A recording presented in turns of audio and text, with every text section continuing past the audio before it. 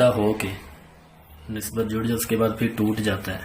ہاں بیٹا، صبح شام رات کو سونے سے پہلے سورہ فرقان کی 23 نمبر آیت ہے وَقَدَمْنَا إِلَىٰ آمِنُوا، یہ والی آیت جو ہے نا یہ مجرب نسخہ ہے اور قرآن سے علاج جائز ہے، تو یہ 363 بار پڑھیں، اللہ خیر کرے گا انشاءاللہ تعالی۔ اس کو رات کو سونے سے پہلے آپ اس کو ایکٹیو ہو کر وضو کر کے اس کو پڑھا تو انشاءاللہ اللہ نے چاہا تو انشاءاللہ خیر ہو جائے گی۔ پہلے ہم نے بتایا تھا جی وہ جس کے بہن کے وہ بیٹوں کا، ان کا سوال ہے کہ جی میں دم کہاں سے کراؤں یا خود کروں تو کس طرح کروں؟